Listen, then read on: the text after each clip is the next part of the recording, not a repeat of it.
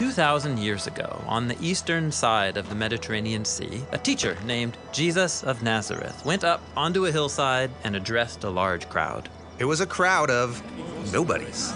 Poor and sick people, their land occupied by the Roman Empire, who charged heavy taxes. This is a ragtag group. And while they don't look like much, Jesus claimed that something surprising was starting with them. So he opened his mouth and said, "Blessed are the poor in spirit, for theirs is the kingdom of the skies." The kingdom of the skies?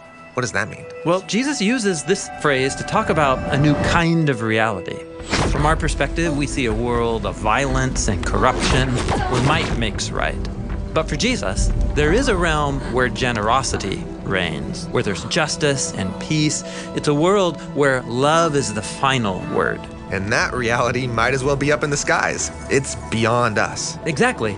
It's God's heavenly reality, which might seem far off. But Jesus was claiming that heaven was coming to earth, right here and now, beginning with these people. That's unexpected. And so is what he says next. Blessed are those who grieve, for they will be comforted. So this group that's at the bottom of society, they know all about loss and grief. But Jesus said something's coming that's going to turn sorrow into joy. And then he said, "Blessed are the unimportant, for they will inherit the land." And these people are not powerful or important, but just wait, Jesus says, because one day it will be you all who are ruling the world. You know, it kind of sounds like Jesus is trying to start a revolution.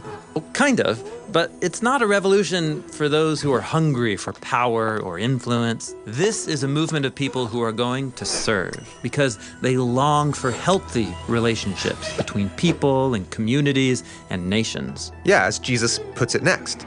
Blessed are those who hunger and thirst for righteousness, for they will be satisfied. Blessed are the merciful, for they will be shown mercy.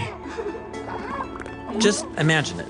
A group of powerless nobodies ruling the world through generosity and forgiveness and justice. This is a Jesus-style revolution. The next thing Jesus says is, "Blessed are the pure in heart, for they will see God."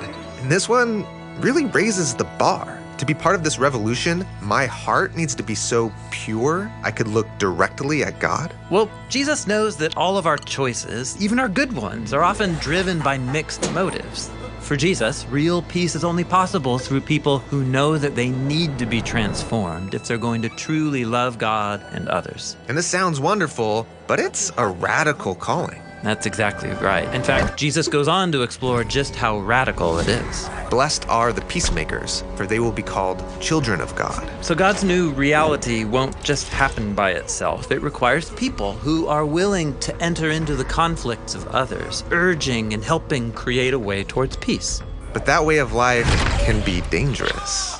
And so Jesus says, "Blessed are those who are persecuted because of righteousness, for theirs is the kingdom of the skies." Yeah, entering into conflicts and advocating for peace, that's not a comfortable way to live. And so Jesus calls people to this peacemaking revolution, and he names the high cost. Blessed are you when people revile you and persecute you and utter all kinds of evil against you falsely on my account. Rejoice and be glad, for your reward in the skies is great, for they persecuted the prophets who were before you in the same way.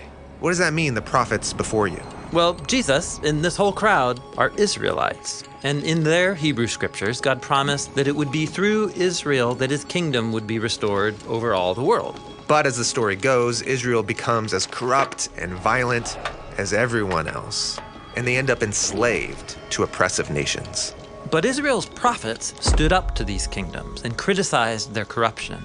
They said that one day God's heavenly kingdom would break in, starting with a small group of Israelites who would be willing to surrender everything over to God. So Jesus wants this crowd to see that they're part of that legacy. Yes, and that's why Jesus concludes this first block of teaching with 3 images from their scriptures. The first is, "You are the salt of the land." Salt is a mineral that preserves food for a long time. And in the Bible, salt is used as a symbol of God's long-lasting covenant with Israel. Jesus is saying that he and this ragtag group are the launch party of God's long-lasting ancient promises to renew the world. And then Jesus says, "You are the light of the world. And a city on a hill cannot be hidden. He's referring to the biblical image of God's light, his presence shining out from its dwelling place in the temple in Jerusalem, which was a city on a hill.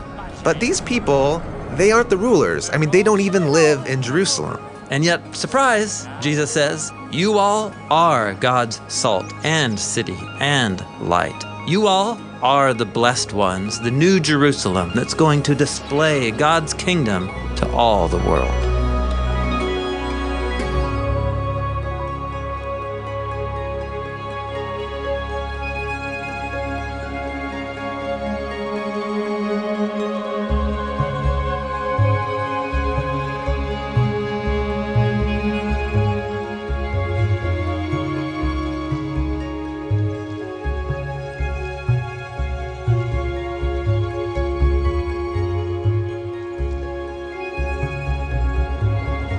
Now, how can a group of nobodies who follow Jesus become the beginning of a whole new world? Well, Jesus is going to help them reimagine who God is, who we are, and how we should live and treat other people. That section of the Sermon on the Mount is what we're going to look at next.